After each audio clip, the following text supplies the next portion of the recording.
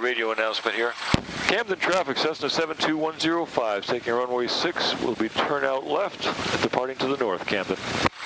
All right, quick visual check, make sure no one's on final, or downwind, or base leg. It might land on top of us because we didn't pay attention.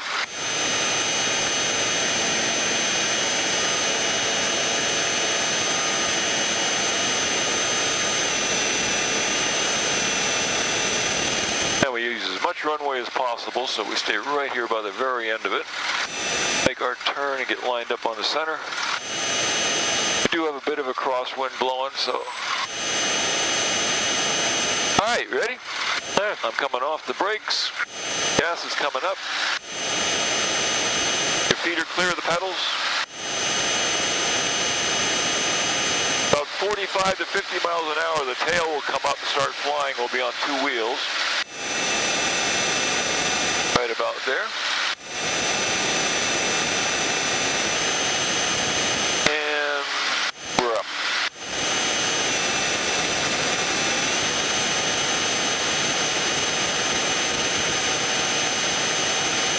The nose level for a minute. We'll get some airspeed built up here. We're weather vaning a little bit. That's the crosswind picking us over.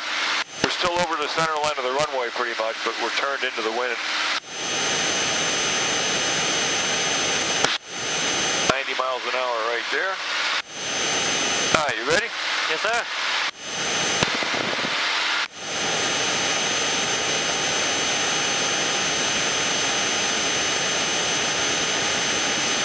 That was about 350 feet instantly. Okay? Oh, yeah. All right, we're going to start our left turn now. Mom and Dad are probably sitting there going, what the hell just happened? What did he do?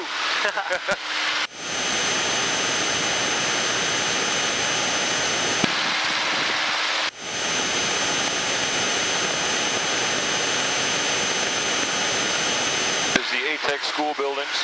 The runway we just left. Red Fox Road going that way. And the railroad tracks coming up here in the tree line. Get over there too.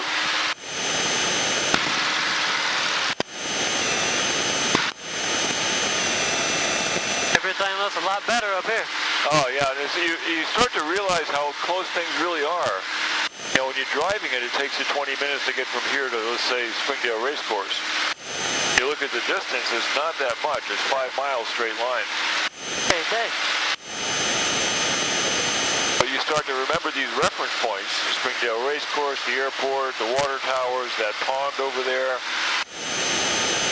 The Invista plant, which is over there, straight about 11:30. And down in there someplace, it's hard to see right now, but you'll find Walmart and all that, the Lowe's building. You use all these references to keep track of where you are. I moved down here in 2010 and bought the airplane right after I got here. And we were up doing the flying lessons thing, and I had no idea where any of this stuff was, you know, or what it meant. And the instructors were going, okay, well, there's this, and there's that. And all I could do was take mental notes and say, okay, now, if I remember where all these things are, I'll be able to get home to the airport if I ever get lost.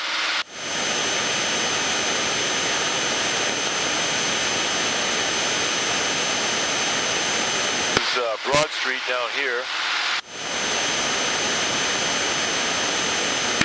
Dusty Bend area. See where that diagonal road goes off, that's that triangle subs, all that's right there. Alright, coming up on 1,500 feet, we're going to back the power off a little bit. Better settle into level flight.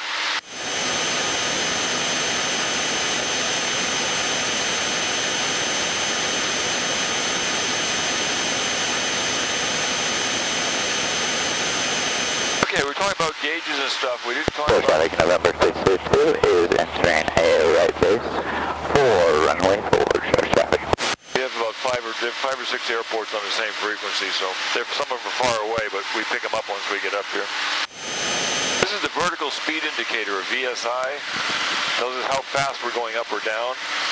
Normally for this airplane, 500 foot per minute up is normal, 500 foot per minute down. When we get into the traffic pattern to land, Yeah, we can go and offset. we'll do 500 foot per minute descent rate, give or take, maybe even a little less. But when it's on zero, you're flying level. You're not going up or down. So what I want to do right now is I want you to look outside, see the horizon, the cowling, the dashboard here, and see how much of the planet you can see between the two. Make a mental picture of that. That's level flight. Yeah, traffic November 62 is second final, runway 4. Will be offset to the left. To let the helio pass by. So traffic. The idea being that you don't need to fixate on that gauge. You can see it, and you know when you're level. So like right now, I can look out and say, okay, there's that. I don't need to look at that. Sort of a bump like that, little thermals. That made me a little nervous. Nah, you're gonna get. It's summertime. You're gonna get a little bit of that. Just ignore it. All right. But there's that mental picture, and I'll bet if you look down at that gauge, it's on zero or very close to it. Yes. So this is called flying with your head up. Using that as your reference, not that. While you're doing that, you can also be scanning for other airplanes, birds, thunderstorms, or whatever's going on out there in the real world, and make an adjustment before it becomes an issue. See, my head is constantly moving. I'm kind of doing W's scan pattern. Every once in a while when I come down to the bottom of the W, I might pick up a few instruments just to make sure my airspeed is okay, my altimeter is where it needs to be. But most of the time I'm out looking out. First traffic, Kilo 61 Juliet Alpha, 45 left downwind entry, 04 jars. Okay, what we have in front of us is Lake Wateree. There's the Lake Wateree Dam right here, and the Wateree River meanders down this way. We'll use these as reference points when it's time to come back. What we're going to do, we'll take the dam on the left, so you can see it as we pass it, and then we'll make a turn out over the water. Planning runway 6, on the left. Stay over the water as much as we can, because the air will hopefully be a little smoother. And we'll make some turns together, left and right. Here's traffic 61 Juliet Alpha, left downwind, 04 jars. That way you have your mental picture of straight and level. You can also create mental pictures of what it looks like in a standard turn. Whereas the horizon, say if you're making a right turn, that corner of the cowling, the curve, will be at the high point. So where is that in reference to the horizon? And when we make a left turn, the same thing on the other side. We'll be using the feet whenever we turn? Yeah, when we make turns, we coordinate all three sets of controls. We've got the elevator for pitch, you've got the ailerons for roll, and the rudder pedal for yaw. When all three work correctly, the ball stays in the center. Jars, traffic Helio 61 Juliet Alpha, left base, 04 jars. The needle will swing in the direction of the turn, the ball will stay in the center, and that will be on zero. That's a perfect turn. Traffic Pony 11 Yankee will be crossing midfield at about 1,900 feet for a left downwind runway 5, Spartanburg. We're picking up Spartanburg, we got Georgetown, All of them. Lake Seneca, but I mean, none of them are really close to us, but we have the altitude to pick up the signal. Once we're on the ground, you don't hear any of those. Okay, so we're gonna make that turn. Let me get back over here a little bit. So you see now I'm making my turn, the needle swung to the right, the ball's in the middle, that's on zero. You don't feel your butt moving on the seat at all. Now if I take and push on the rudder pedal the wrong way, feel your butt kind of slither a little bit. That old saying, flying by the seat of your pants, that's how they did it back then. They knew that when they could feel their butt slide one way or the other, that something wasn't right with the rudder. So they'd add in a little bit of rudder until they stopped moving. So if it goes to the right, we mess the right pedal or the left pedal? If the ball is to the right, you step on the ball. Okay. So the ball's to the right, you step on the right rudder pedal gently and let the ball creep back to center. If the ball's on the left side, you step on the left pedal and it'll bring the ball back. So, in other words, if I do this now, if I push on the right pedal while we're level, the ball should go to the left. But it needs me to push on the left pedal to bring it back to center. just did there, we did a flat skid. Yawed, but we didn't use anything else. Let's make a left turn now and get back over the water.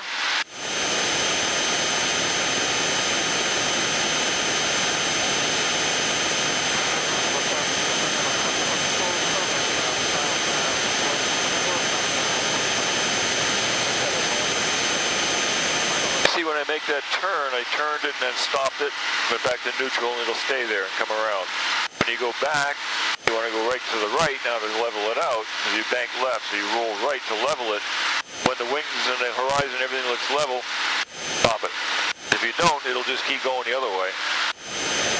All I got to do is barely turn it? It's fingertip. I fly most of the time like this. It's not a white knuckle kind of airplane. The controls are pretty light. All right, let's get on the controls together. All right. Get a little bit of thermal there. Looking out, though, our picture is about right. We're getting a little bit of push-up from the warm air below us. Charge traffic, Courier 461, Foxtrot, Mike's 4 miles to the north. On the 45 for a left downwind, runway 4, Charge. The only reason I'm keeping this on in case somebody else is in the area heading to Camden Airport, we want to, if they're flying up from the north, we want to know where they are. Yes. That's the only reason I'm listening to the rest of these idiots. Okay, so we have our mental snapshot. We're about level flight. Light touch on the wheel. We're going to make a turn to the right. So together, we turn, turn, turn, turn, turn, turn, stop. A little bit of right pedal. Okay, look out. There's your mental picture of a turn to the right. That bump in the curve of the cowling, look at that in relation to the horizon. That's what you want to see when you make a right turn.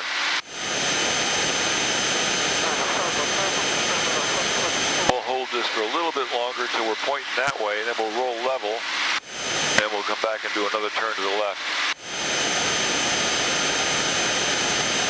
Okay, roll to the left. Traffic November 622 is entering a right base for runway 4, Charge traffic. The other thing, when you come back out of the turn, remember you've got right rudder input for that right turn. When you roll left, you got to ease off the right rudder pedal a little bit. Otherwise, you'll end up coming left with a right rudder input. You're going to end up doing some kind of weird slip or something. Cross control. Traffic, Courier 1 Fox Mike's turning left downwind, runway 4, Charge. Okay, left turn. Turn, turn, turn, turn, turn, turn, turn, stop.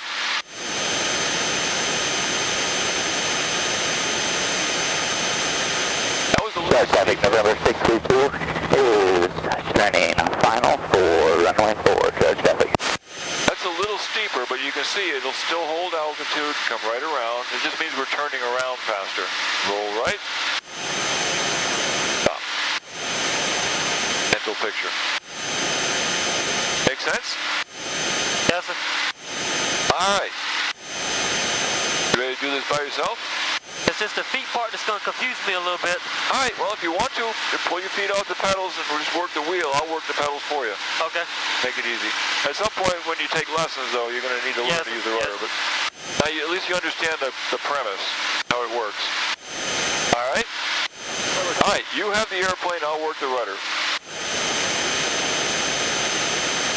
Does it matter which way? I'd stay over the water, but other than that... Traffic, Courier 1 Fox you wanna Mike's go? turning left base, runway 4, Charge. Remember your mental picture. If you see the nose is coming up, push forward gently. Get the nose back down to where the mental picture is, and then stop pushing. Remember, if you start pushing, it's going to keep going down until you do something else. As long as you keep that pressure on it, it's going to do whatever you're telling it to do.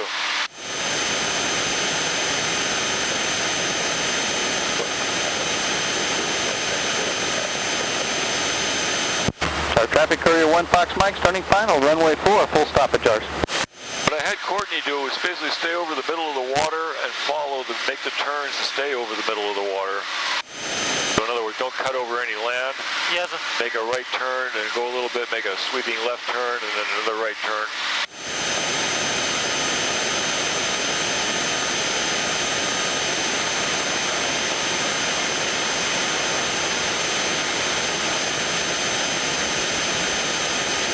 Okay, you got about 90 miles an hour showing, which is fine.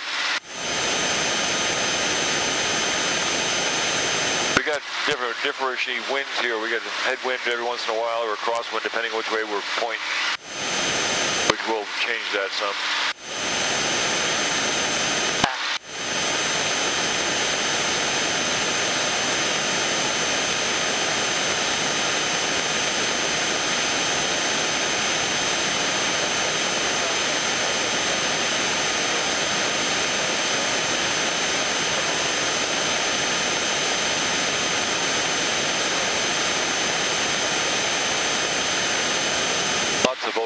Today.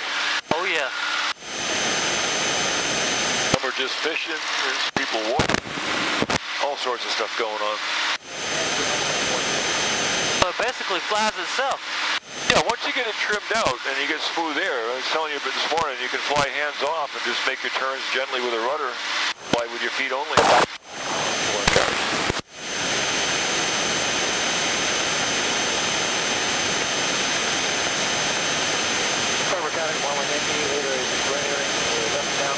Wind for runway 5, full stop, spark mode. It's clearing up nice. We were up earlier with her and there was still a lot of scud flying along below us.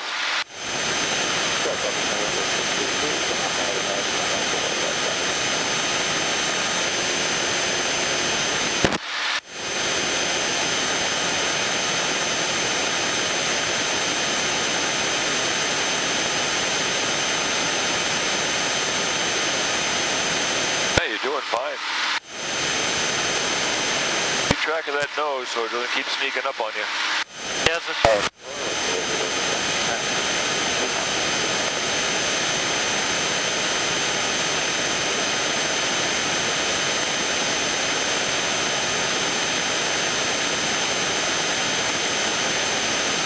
So that way? Yep. Make that left turn and go. Flight Lieutenant Pawnee 1 Yankee turning base. Left base for runway 5. And make a shallow turn to the right and follow that straightaway up there to about where the V is. And we'll do a 180 and start heading back this way.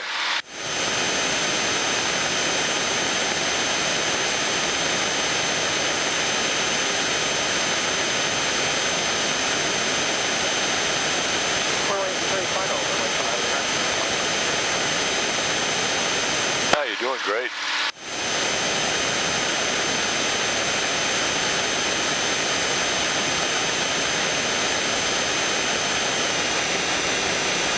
See, it's starting to get hazy out, you know, you look towards the horizon and you start seeing it kind of fade away. It's not really sharp and defined. It gets hotter, it just only gets worse. They're calling for 10 miles of visibility right now, which is about right.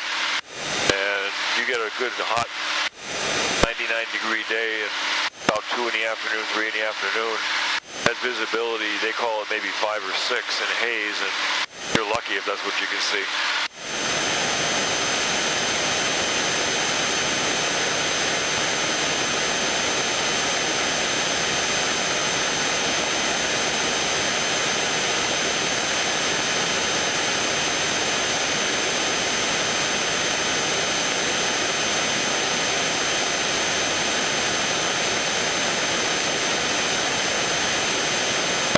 You're doing good.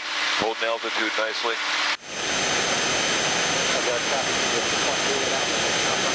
Remaining in the left-hand traffic pattern and dark.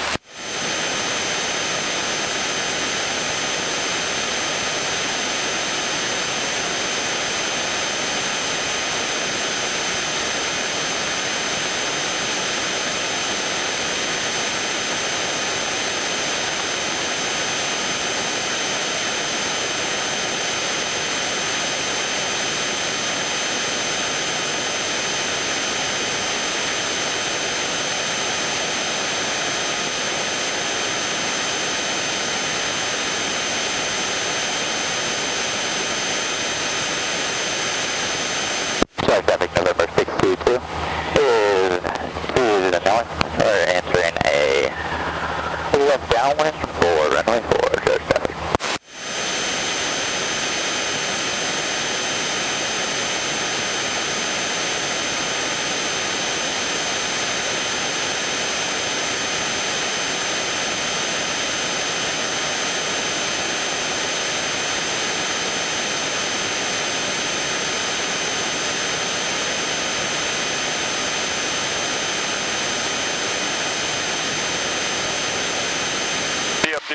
distance is another dam.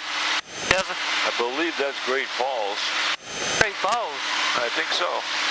Ain't they? No, we've got just coming up on 22 minutes in the air and 100 miles an hour, so about 30 miles. Yes, That's about how far Great Falls is from Camden.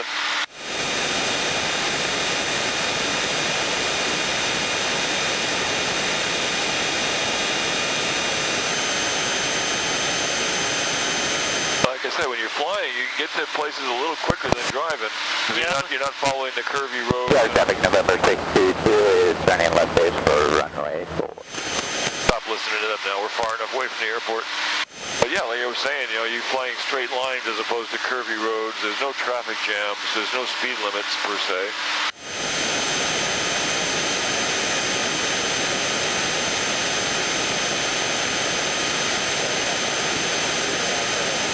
And you pay a little bit more for the gas, but you get a lot further at the same time. Yes, sir. Think about it. If I go from here to Boston where my kids are, it takes me 16 hours of driving time. Camden, Boston. That's not counting stops for fuel and food and everything else. 16 hours of driving. To fly this airplane on an average of 100 miles an hour take, stop for fuel times. Can you still hear me? Yes, I hear you. There's something crackling here. But yeah, I'll stop twice for fuel. And I'll be there in 8 hours and 45 minutes. So half the time. Half the time. So I don't have to deal with the traffic in Washington, D.C. or New York City. I don't have to worry about that 65 mile an hour speed limit for most of it. Straight line. That'd be the way to go.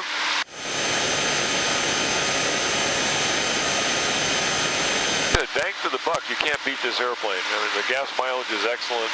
No worse than a pickup truck. It's a lot of fun to fly. It's easy to fly. Not a lot of complicated stuff to mess around with. Doesn't really have any bad habits on the ground or in the air. And it doesn't cost a lot to buy the airplane. Yeah, like I said, for $20,000 on average, you can buy one just like this or even slightly better. Yes, sir. This where you wanted to turn at? Yeah, anywhere here is good. Just turn left? Whichever way you want to go. Make your turn and just aim back over the center of the water when you finish your turn.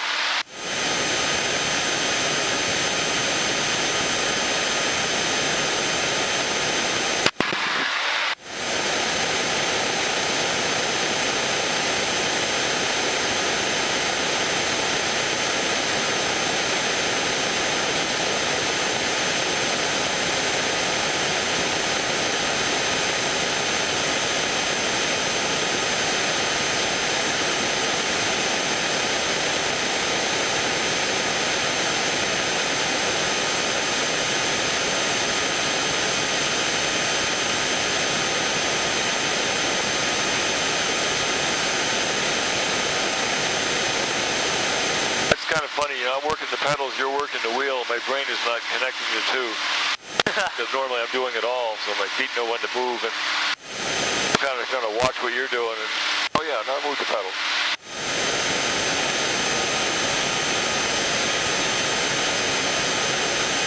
Where'd you buy this plane from? Actually, I got it from a guy in Michigan. Huh. I mean, the history of the airplane, it was built in 1946. And went from the Cessna factory in Kansas to a flight school in Cincinnati, Ohio. And they trained pilots to fly with it for a couple, 3 years there. And then they sold it. It went to another guy in Ohio, flew it for a couple of years. And then he sold it to a guy in Michigan who was I don't know if he was a doctor or some dentist or something. And he had it for about 10 years. And then sold it to a local beekeeper. It's the paint job on it. This guy used to sell his bees honey back in the old days, so he would take the airplane and transport the honey to a few general stores in different counties in the area. And he would literally fly over the general store and they'd hear the engine and knew it was him. and they'd go out to a predetermined field where he would land in a grass field someplace, and they'd run out, give him the money, he'd give them the honey, he'd take off, and they'd go back to their store. And the marketing, the advertising gimmick was to paint the airplane like a bumblebee. So it had brown and yellow stripes, a cartoon character on the side. And he had that for I don't know how many years. And I don't know if he died. I think he died, and the family didn't want the airplane, so they sold it to a guy who worked at an airport up that way, the mechanic. And I bought it from him. When I bought it, these seat cushions weren't in it. They were the original seat cushions. They were flat, no padding left in them, really horrible.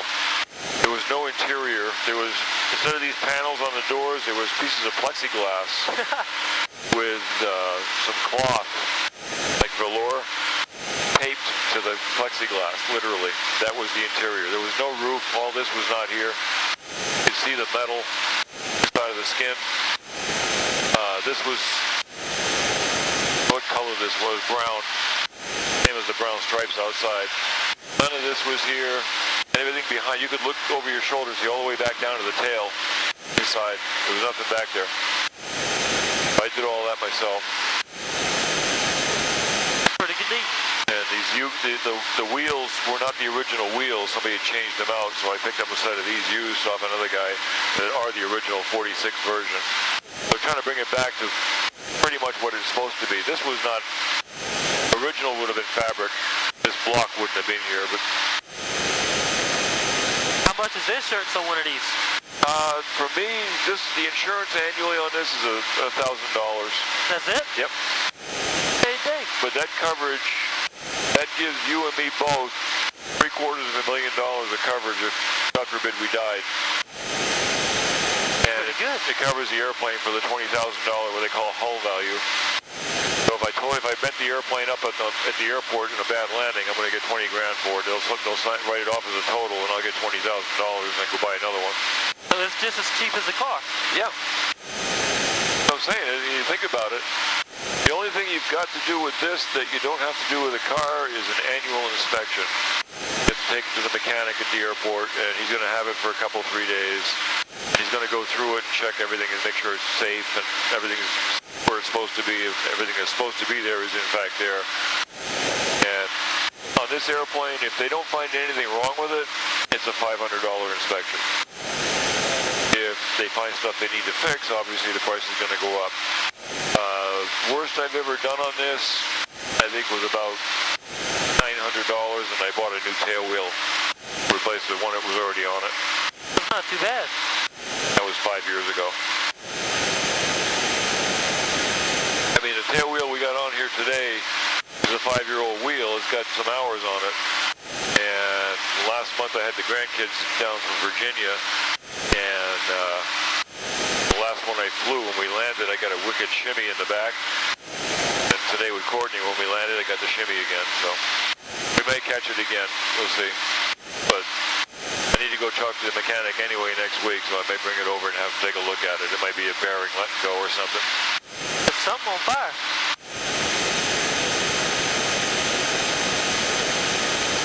Yeah, I'm sure if it's a brush fire or...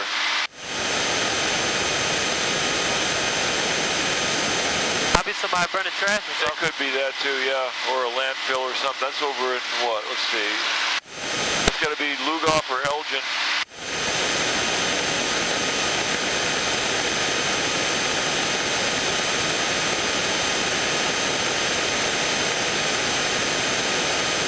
Because the dam is right there, and Camden's going to be over that way, so that's got to be probably into Elgin, I'm guessing.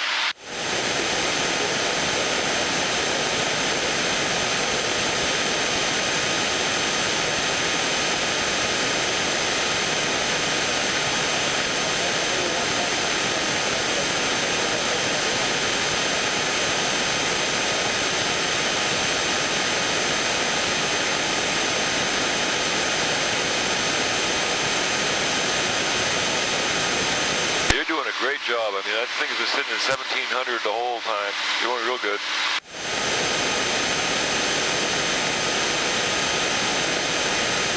heads up. That's important. People start doing this, fixating on 1 or 2 gauges, and I'm doing all the scanning, and there I look over and they're...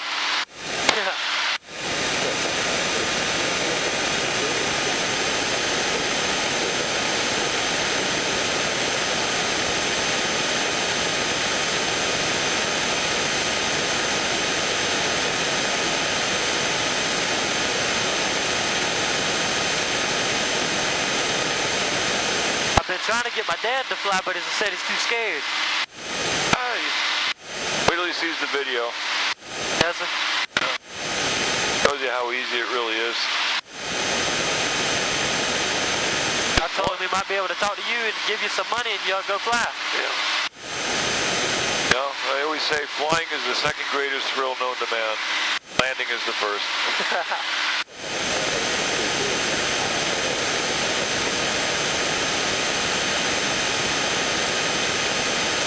Okay, so now we're back here at the dam, so what we're going to do is we're going to follow the watery river for a little bit.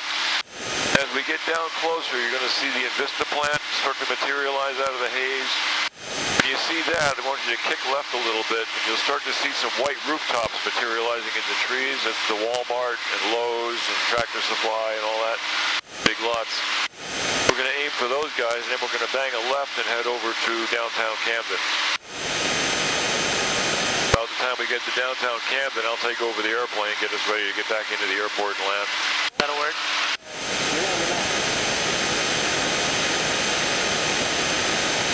Directly ahead of us, you see that open area? Yes, sir. That's the Springdale Race Course where they have the Carolina Cup and all that every year. And another open area out that way is the airport. So we're going to go down and cut across, and then when we get ready to go to the airport, we'll be south of it, and we're going to head north, cut right across the runway we're going to land on, and then turn left into the pattern.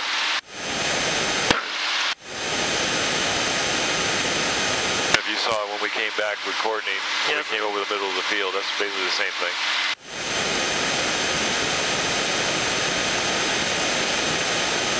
Okay, this is good. We want to bring this down to about 1,400, 1,300 feet, start descending slightly.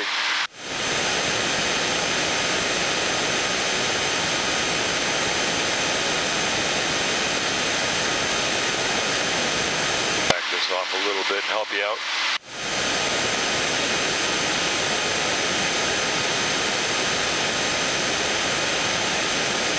Almost 110 miles an hour.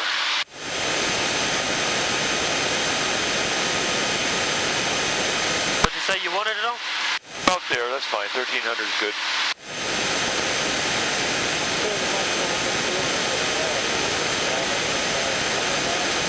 Now, if you feel it starting to push back at you, we just roll in a little bit of nose down trim. Take that back pressure off.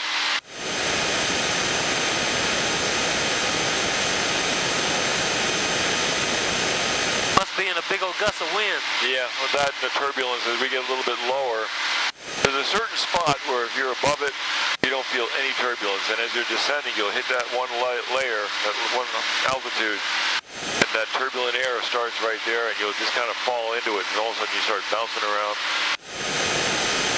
It's not uncommon.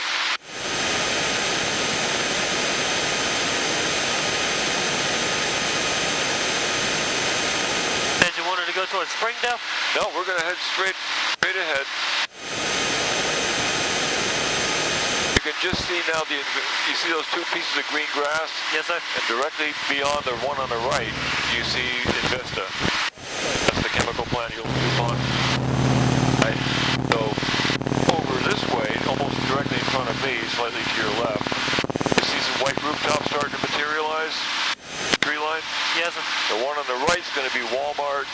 You can see the Lowe's. It has a little house peak in the front there with the blue. As we get closer, you'll be able to read the word Lowe's. We're going to aim right at those guys.